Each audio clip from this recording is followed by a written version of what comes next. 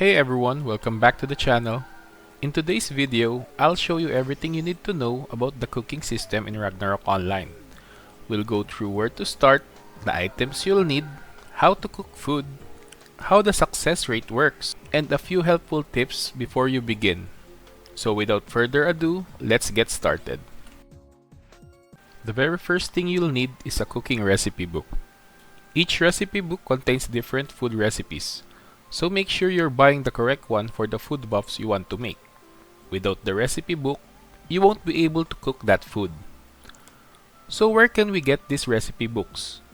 Recipe books level 1 to level 5 can be obtained from the NPC in South Frontera by exchanging the required materials. As for recipe books level 6 to 10, this cannot be purchased from NPC. You'll need to either hunt them from monsters or buy them from other players. Next, you'll need to prepare all the ingredients listed in the recipe. Every food requires materials, so make sure to check the recipe first before farming or buying the ingredients. Some materials can be purchased from NPCs, while others are obtained from monster drops. As you can see here, I have already configured my @restock config with the materials needed to craft 100 pieces of Luti pancakes.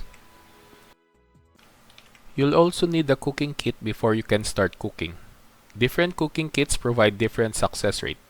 Generally, the better the cooking kit, the higher your chance of successful cooking the food. For recipes level 1 to 5, I personally use the home cooking kit and it works perfectly fine. For recipes 6 and above, I recommend using professional cooking kits or even better ones like Royal Cooking Kit and Fantastic Cooking Kit, especially if you're making a level 10 food buffs since they provide much better chance of success rate.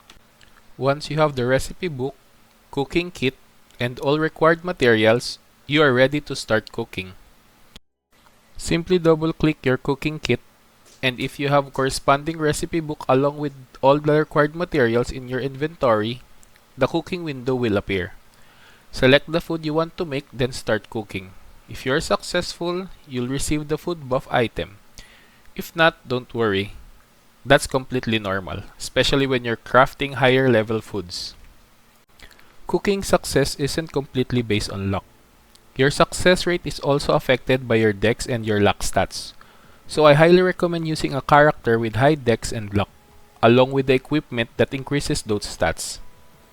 If you have access to a priest, getting buffs before cooking can also help improve your chances.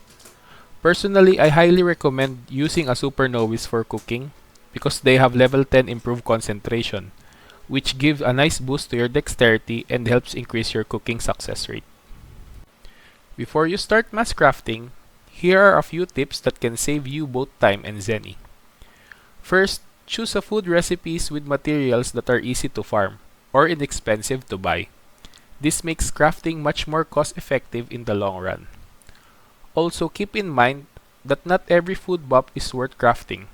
For example, green salad is usually better farmed instead. If you're using a monk or a super novice equipped with a Luna Caligo weapon, you can farm green salad while killing plant monsters, making it much more efficient than crafting it. Finally, if your server supports it, don't forget to use @restock config and @restock. These commands can automatically restock your cooking materials and save you a lot of time when crafting large amount of foods. And that's basically how the cooking system works in Ragnarok Online. Now that you know where to get the recipe books, which cooking kits to use, how cooking works, and a few tips to improve your success rate, you're ready to start making your own food buffs. If this guide helped you, don't forget to leave a like, subscribe, and hit the notification bell so you won't miss the future Ragnarok Online guides. Thanks for watching, and I'll see you guys in the next one.